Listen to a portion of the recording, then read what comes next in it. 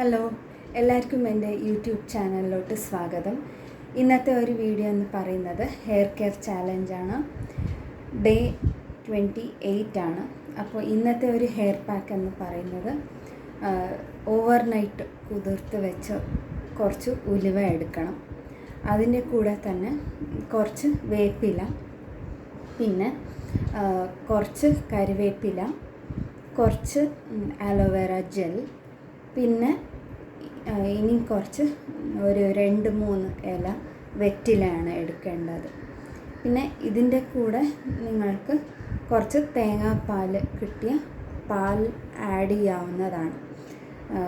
കിട്ടിയില്ലെങ്കിൽ കുഴപ്പമില്ല, സ്കിപ്പ് ചെയ്യാവുന്നതാണ്. ഓക്കെ, ഇത് ഇത്രയും നന്നായി പേസ്റ്റ് രൂപത്തിലാക്കി 20 നിമിഷമോളം തലയൊട്ടിയിൽ പിടിപ്പിക്കുക. ഇങ്ങനെ ഗ്യാപ്സ് ഉള്ള ഭാഗത്ത് നന്നായി കോൺസെൻട്രേറ്റ് ചെയ്യുക. ഓക്കെ, ഇവിടെയാണ് മുടി വളരേണ്ടത്. ഇവിടെ നിന്ന് ഇങ്ങനെ ബേബി ഹെയർസൊക്കെ നന്നായി വളരാൻ ഇത് ഈ ഒരു പാക്ക് നിങ്ങൾക്ക് സഹായിക്കും. ഇതിലൂടെ തന്നെ മുടിക്കൊഴിച്ചിൽ, വെറ്റില പിന്നെ കറിവേപ്പിലൊക്കെ മുടിക്കൊഴിച്ചിലും പിന്നെ മുടി വളരാനും സഹായിക്കും.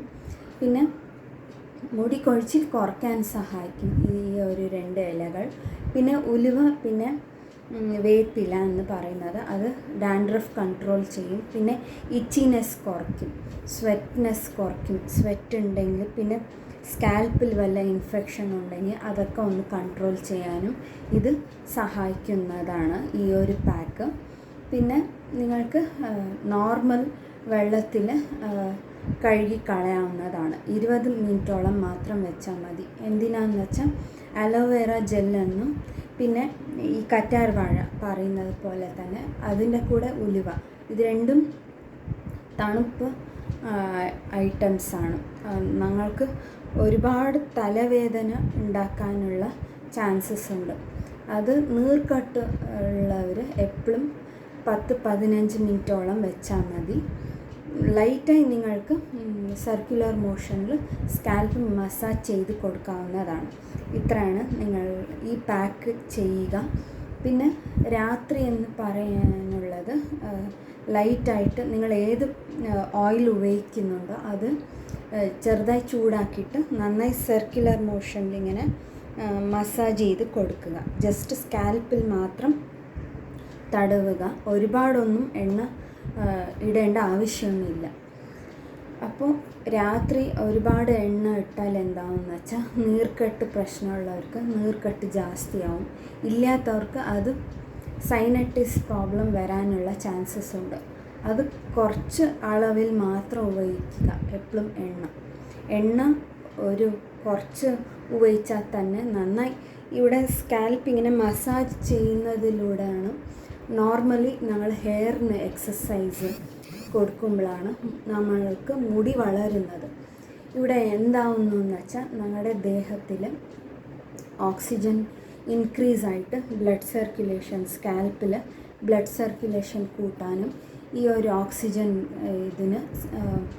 ഓക്സിജൻ ഒരുപാട് ജാസ്തിയാവുമ്പോൾ അത് സഹായിക്കുന്നതാണ്. നല്ല ഹെൽത്തി ആയിട്ടുള്ള ഒരു ഹെയർ ഫോളിക്കൽ വളരാനും പിന്നെ നല്ല സ്കാൽപ്പൊക്കെ ക്ലീനായി വയ്ക്കാനും ഈ ഒരു ഓക്സിജൻ പ്രൊഡ്യൂസ് ആവുന്നത് ഇത് സഹായിക്കുന്നതാണ്. ഞങ്ങളുടെ ദേഹത്തിനും ഞങ്ങളുടെ തലയോട്ടി മൈൻഡൊക്കെ കൂളാവാനും ഒക്കെ സ്ട്രെസ്സൊക്കെ ഒന്നും ഇല്ലാണ്ട് ഡീപ്പ് ബ്രീത്തിങ് എക്സസൈസൊക്കെ ചെയ്യുമല്ലോ, ഞങ്ങൾ മെഡിറ്റേഷൻ ചെയ്യും. ഇങ്ങനെയൊക്കെ ചെയ്യുമ്പോഴാണ് ഞങ്ങൾക്കത് സഹായിക്കുന്നത്. എണ്ണ തടവുമ്പോൾ എന്താണെന്ന് വെച്ചാൽ ഒരുപാട് ചൂടുണ്ടെങ്കിൽ, അതായത് ദേഹത്തിൽ ചൂട് ജാസ്തി ആയിട്ടുണ്ടെങ്കിൽ, തലയോട്ടിൽ ചൂട് ജാസ്തി ആയിട്ടുണ്ടെങ്കിൽ അതൊരു എണ്ണ തടവുമ്പോൾ അത് ടെമ്പറേച്ചർ ഒന്ന് മെയിൻറ്റെയിൻ ചെയ്യാനാണ് എണ്ണ തടവുന്നത്. ഓക്കെ, പിന്നെ ചെറിയൊരു പെർസെൻറ്റാണ് ഞങ്ങൾ മുടി വളർച്ചയ്ക്ക് അത് സഹായിക്കുന്നത്. ഓക്കെ, തലയോട്ടിയിൽ എണ്ണ പുരട്ടുന്നത് എന്താണെന്ന് വെച്ചാൽ ഹെൽത്തി ആയിട്ട് സ്കാൽപ്പ് ഹെൽത്തി ആയിട്ടിരിക്കാനും പിന്നെ നല്ല ബേബി ഹെയർസൊക്കെ വളരാനും ഹെയർ ഫോളിക്കൽസൊക്കെ നീറ്റായിട്ട് വളരാൻ, നീറ്റായി ഹെൽത്തി ആയിട്ടിരിക്കാൻ. അതായത് അതിൽ മുടിയുടെ പ്രശ്നങ്ങളെന്ന് പറയുന്നത് താരൻ, പിന്നെ മുടി കൊഴിച്ചിൽ നോർമലാണ് എല്ലാവർക്കും, അതൊരു പ്രശ്നമെന്ന് പറയാൻ പറ്റില്ല. ചിലർക്ക് അത് എക്സ്ട്രീം ആവുമ്പോഴാണ് നിങ്ങളൊരു ഡോക്ടറിനെ കണ്ടെത്തിയിട്ട് അതിനൊരു സൊല്യൂഷൻ കണ്ടെത്തേണ്ടതാണ്.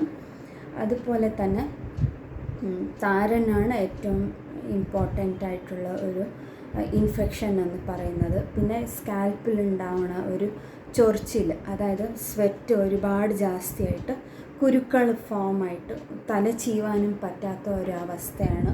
പിന്നെ ഇവിടെ നോർമലി ബോയിലാവും ഇവിടെ, സ്കാൽപ്പ് ബോയിൽസ് എന്ന് പറയും. ഓക്കെ, അതിൻ്റെ മേലെ ഞാനൊരു വീഡിയോ ചെയ്തിട്ടുണ്ട് ഈ ചാനലിൽ, ഞാൻ ലിങ്ക് ഡിസ്ക്രിപ്ഷനിൽ കൊടുക്കുന്നതാണ്.